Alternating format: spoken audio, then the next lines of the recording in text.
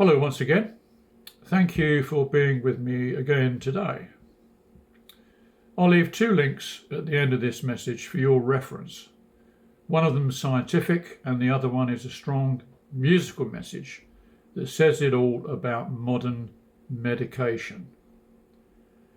Now, in the early months of 2020, as governments worldwide imposed unprecedented public health restrictions, some voices question the official narrative surrounding treatments and preventative measures. And among the most contentious topics was the drug Ivermectin, long used in both human and veterinary medicine. While global authorities dismissed it as a horse dewormer, many pointed out its established medical history and human applications that predated the pandemic response by decades.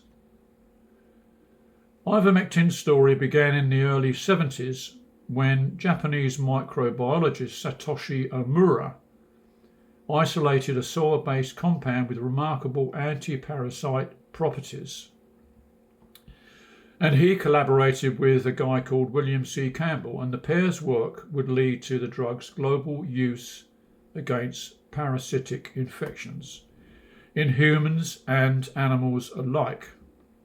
And their discovery was later honoured with the 2015 Nobel Prize for Medicine.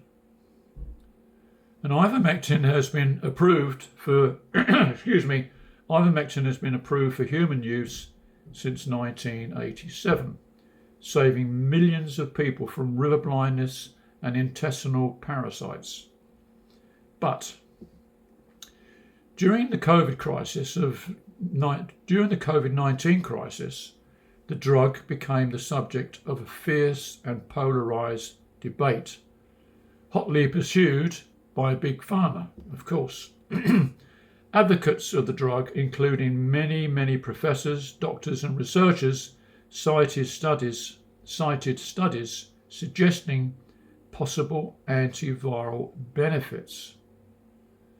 Critics, regulatory agencies and pharmaceutical companies argued the evidence was inconclusive and flawed, and that was the end of it. And the result was a global split. Some countries authorised it under emergency use, while others, including the UK, restricted access entirely. In the UK, Ivermectin remains a prescription-only medicine, and very few general practitioners are willing to prescribe it. I wonder why. Beyond Ivermectin, the debate touches on a broader concern about public health communication, especially here in Britain. And many question why the National Health Service and government bodies have not promoted widespread information campaigns about the benefits of vitamin D, especially vitamin D and K2 together, particularly in sunlight deficient regions like Britain, which is plagued by its upper respiratory diseases like flu and bronchitis. It's endemic in England.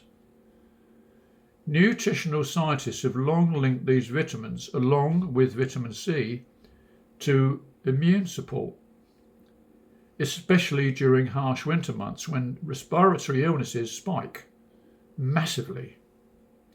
Government critics argue that consistent public messaging on nutrition could bolster population health and reduce seasonal strain on healthcare systems.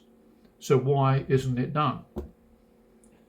And to date, few such campaigns have materialised.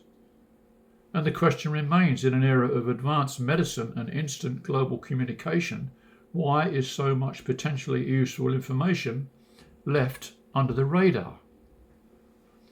By the way, there are still many people worldwide taking Ivermectin who believe it's much more of a miracle drug than first thought. And that, I'm sure, will hopefully be revealed in the near future. So thanks for listening. Bye-bye.